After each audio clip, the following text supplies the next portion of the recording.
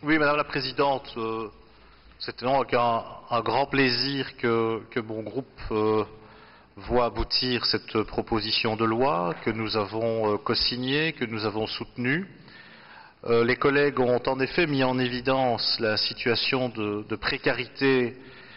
dans laquelle sont plongées de très nombreuses familles monoparentales de parents isolés. On l'a dit,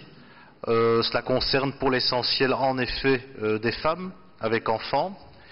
et l'on a pu constater le nombre très important de ces parents isolés qui se retrouvent face à un défaut de paiement de créances alimentaires, qui trouve pourtant sa source dans le Code civil, et qui se retrouvent démunis face à cette situation qui les plonge dans une spirale de la précarité, de la précarisation, car bien évidemment, lorsqu'on ne peut pas compter sur ces créances alimentaires, auxquelles on a pourtant droit en vertu du Code civil, en vertu d'un jugement, eh bien, ce sont des économies que l'on doit faire sur d'autres postes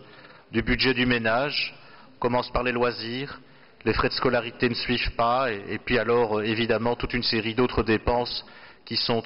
vitales. Dès lors, il fallait pouvoir prendre le taureau par les cornes et entendre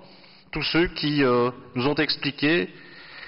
que le plafond de 1300 € était insuffisant et qu'il convenait dès lors de le revoir à la hausse. Alors se posait le problème budgétaire, mais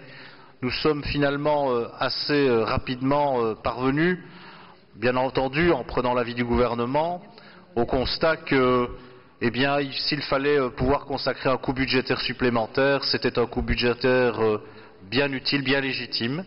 qui permettra, comme on l'a dit, d'éviter la précarisation d'un grand nombre de familles qui n'avaient pas accès à ce service, qui est pourtant très important quand on voit le volume de dossiers traités. Alors oui, bien entendu, il faut aussi veiller à ce que l'on puisse doter ce service de moyens suffisants, de moyens humains, bien évidemment, puisque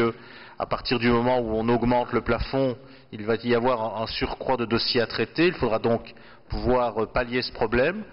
et aussi pouvoir se donner des perspectives pour le futur. Je crois qu'on a aussi pointé la question de l'augmentation de la majoration pour la présence d'enfants et d'enfants handicapés. La question qui se pose est de savoir si on ne doit pas aller à un certain moment vers une progressivité de la majoration pour enfants. Mais en même temps, réjouissons-nous déjà peut-être des étapes franchies avec cette proposition de loi. Donc, une proposition de loi qui va vraiment dans le bon sens, et je voudrais dire en mon nom et au nom du groupe PS à quel point pour nous ceci est véritablement une avancée très importante dans la lutte contre la précarisation des familles monoparentales.